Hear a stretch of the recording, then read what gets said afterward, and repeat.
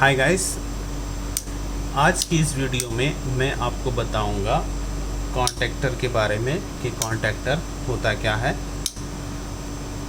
Contactor के अंदर क्या क्या होता है और उसका नाम क्या है, कॉन्टैक्टर कितने तरह का होता है, कॉन्टैक्टर को कैसे चेक किया जाता है और कॉन्टैक्टर कैसे काम करता है, कॉन्टैक्टर क्यों लगाते हैं।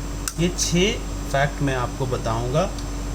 तो गाइस, ये वीडियो इसलिए मैं बना रहा हूँ कि अगर आप कहीं इंटरव्यू फेस करने जाते हैं या आप खुद काम करते हैं, अगर आपको इंटरव्यूअर आपसे पूछ दिया कि बताओ मुझे कॉन्टैक्टर के बारे में, तो ये आपको 6 फैक्ट बताना है इंटरव्यूअर को बहुत इजी वे में।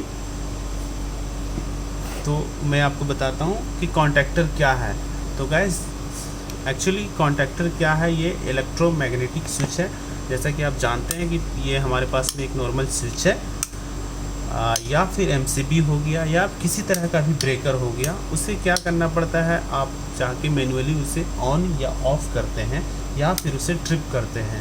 लेकिन वहीं पे उसको अपग्रेड में ये लेटेस्ट टेक्नोलॉजी जो है, पहले ये सब नहीं था, पहले सिर्फ डायरेक्टली मैन्युअली जा कर के ऑन ऑफ करना पड़ता था। लेकिन अभी क्या है, हम एक जगह पे स्विचिंग रूम से या फिर बीएमएस के थ्रू हम इसे ऑन ऑफ कर सकते हैं एक ही जगह बैठ करके।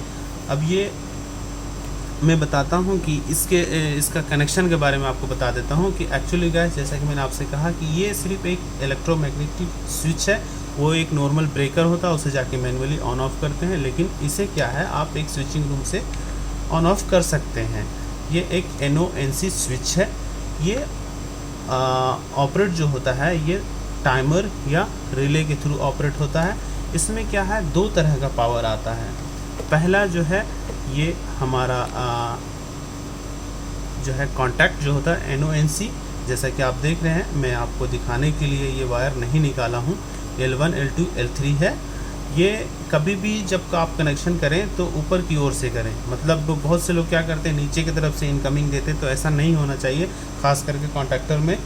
तो देख लीजिए यहाँ पे 1 2 3 4 5 6।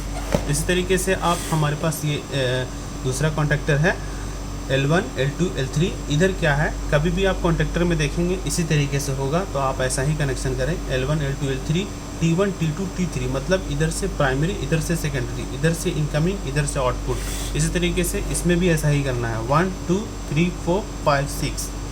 तो ये तो हमारा जो है, जो इस कॉन्टैक्टर के थ्रू जो सर्किट पास कर रहा है, ये वो है। लेकिन इसको हमें ओपन क्लोज करने के लिए इसके अंदर का जो मेन कंपोनेंट्स है वो जानना बहुत ज़रूरी है कि उसके अंदर क्या क्या होता है कॉन्टैक्टर के अंदर में। तो वो मैं आपको बताता हूँ।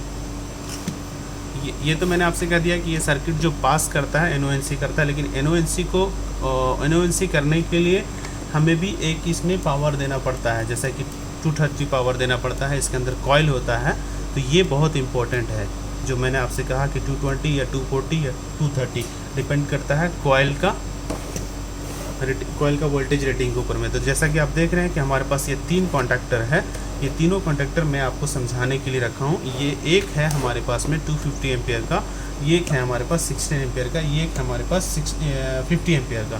तो एक मैं जो है आपको खोल के रखा हूँ आपको दिखाने के लिए। तो पहला क्वेश्चन तो मैं आपको बता दिया हूँ कि ये इलेक्ट्रोमैग्नेटिक स्विच है, जिसे ऑपरेट करते हैं टाइमर या रिले के थ्रू।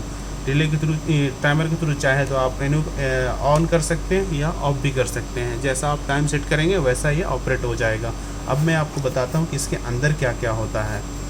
इसके अंदर गाइस, मैं ओपन करके रखा हूँ। ये इसका इनक्लोज़र है। इनक्लोज़र अलग अलग कंपनी का अलग अलग होता है, लेकिन वर्किंग प्रिंसिपल सेम है। तो देखिए, इसका 3 पार्ट होता है। ये इसका जो मेन कंपोनेंट है, ये कॉइल है। ये कॉइल को क्या होता है गाइस, एक्चुअली ये कॉइल है और ये इसका आर्मेचर है, ये इसका पिस्टन है। पिस्टन में स्प्रिंग लगा हुआ होता है, ये इसका आर्मेचर है।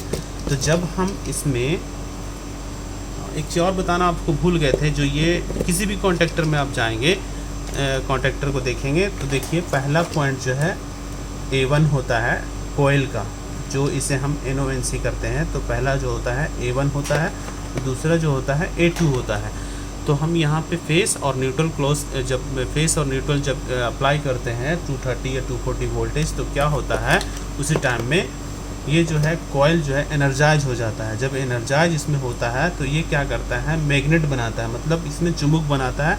जब ये मैग्नेट बनाता है तो ये इसमें अंदर, जैसा कि मैंने से कहा कि ये आर्मेचर, इसे आर्मेचर कहते हैं।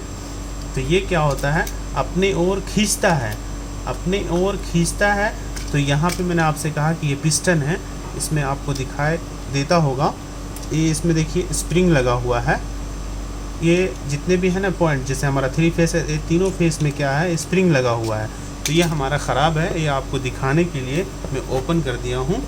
तो ये जब इसमें हम पावर जब अप्लाई करते हैं तो ये मैग्नेट बनाता है, तो ये आर्मेचर को जो है अपनी ओर खींचता है, मतलब शक करता है, अपनी ओर ये खींचता है।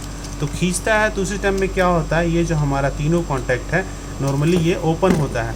जैसा कि आप देखिए, मैं इसमें दिखाता हूँ, ये देखिए ये ओपन होता है। जब इसमें हम पावर जब डालेंगे सिंगल फेस, तो ये क्या होगा, ये कॉइल जो है ये मैग्नेट बनाएगा। तो ये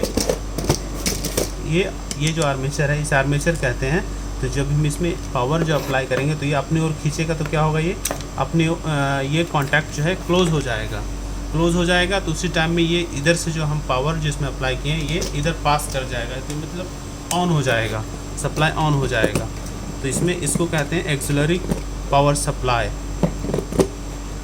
ये एक्सिलरी पावर सप्लाई सिर्फ हम इसको ओपन क्लोज करने के लिए देते हैं।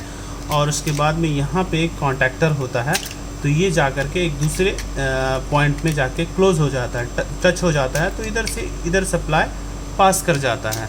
तो ये इसके अंदर का जो मेन कंपोनेंट्स है, ये एक कॉइल होता है, ये आर्मेचर होता है, ये कॉन्टैक्ट पॉइंट होता है। इसके अंदर में यही 3 मेन जो है वो कंपोनेंट्स होते हैं। अब ये कितने तरह का होता है, तो जैसा कि मैंने आपसे कहा कि अलग अलग कंपनी है, अलग अलग डिज़ाइन होता है, लेकिन वर्किंग प्रिंसिपल जो है वो सेम होता है। सिर्फ फ़र्क होता है इसका जो है रेटिंग का, वोल्टेज रेटिंग हो गया या करंट रेटिंग हो गया, उसका ही फ़र्क होता है। काम कैसे करता है वो मैंने आपसे बता ही दिया। अब मैं बताऊंगा आपको कैसे चेक करते हैं इसे। तो नॉर्मली क्या है, इसमें सिर्फ हमें कंटिन्यूटी चेक करना होता है, वो मैं आपको करके बता देता हूँ। हमारे पास एक क्लैम्प मीटर है, देखिए मैं इसे ऑन कर लेता हूँ और कंटिन्यूटी पे सेट कर लेता हूँ। तो जब हम इधर से पावर अप्लाई करते हैं सिंगल फेस, तो उसी टाइम में क्या होता है, कोयल जो है जैसा कि मैंने बताया कि ये एनर्जाइज हो जाता है। एनर्जाइज होने के बाद अपने तरफ खींचता है। तो जैसा कि देखिए मैं आपको चेक करके बताता हूँ, ये अभी हमारा ओपन है,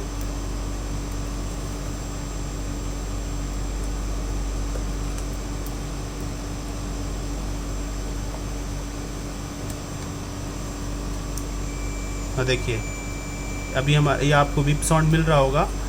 देखिए ये हमारा कॉन्टैक्टर जो है अभी ये ओपन पोजीशन में है। जब हम इसमें पावर अप्लाई करेंगे तो क्या होगा, उसी टाइम में ये अपनी ओर, ये जो कॉइल है अपनी ओर ये आर्मेचर को खींचेगा, तो ये जो कॉन्टैक्ट है ये क्लोज हो जाएगा। ये जो मैंने आपसे कहा कि ये कॉन्टैक्ट जो है क्लोज हो जाएगा। तो देखिए मैं आपको चेक करके बताता हूँ। जब वो समझिए कि इसमें पावर हम अप्लाई किए, अब यहाँ पे कॉन्टैक्टर क्लोज हो जाएगा। देखिए ये जब अपनी ओर खींचता है तो क्या होता है, कॉन्टैक्टर क्लोज हो जाता है। अब जब हम उसमें से पावर एक्सिलरी सप्लाई जो है ऑफ़ करेंगे तो ये छोड़ देगा, मैग्नेट जो है वो छोड़ देगा, तो उस टाइम में क्या होगा, ऑफ हो जाएगा।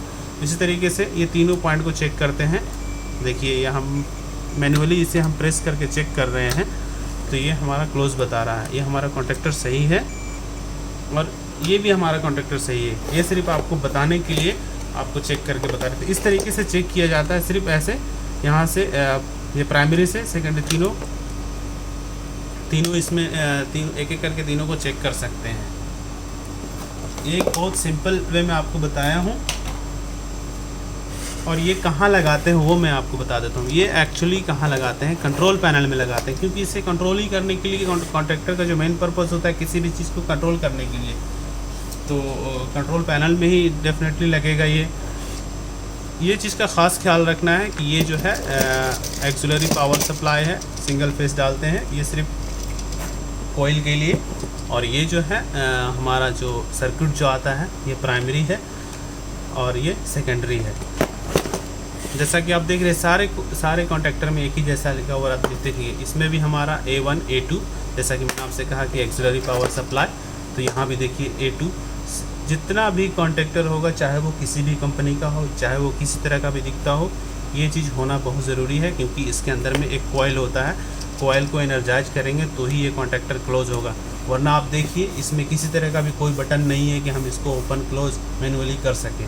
जब तक हम इसमें पावर नहीं देंगे, इस कॉइल में जब तक हम पावर नहीं डालेंगे, नहीं कनेक्ट करेंगे, तब तक ये हमारा कॉन्टैक्टर जो है ओपन क्लोज नहीं होगा। तो देखिए ये हमारे पास में 3 कॉन्टैक्टर है। तो गाइस, आई होप कि आपको ये वीडियो देखने के बाद में काफ़ी कुछ समझ में आया होगा। तो आपसे रिक्वेस्ट है कि मेरे चैनल को सब्सक्राइब करें और बेल आइकॉन को प्रेस करें ऑल नोटिफिकेशन के साथ, और हो सके तो फ्रेंड को शेयर करें। और अगर आपको कुछ डाउट है तो आप हमारे कमेंट में पूछ भी सकते हैं। और भी बहुत सारी वीडियो हमारे चैनल पे जाके विज़िट करके देख सकते हैं। बहुत इन्फॉर्मेटिव वीडियो है और आगे भी बनाएंगे। या आपको किस टॉपिक में वीडियो चाहिए वो भी आप बता दीजिए। तो guys, thank you, thanks for watching. अपना ख्याल रखें, अपने साथ दूसरों का भी ख्याल रखें।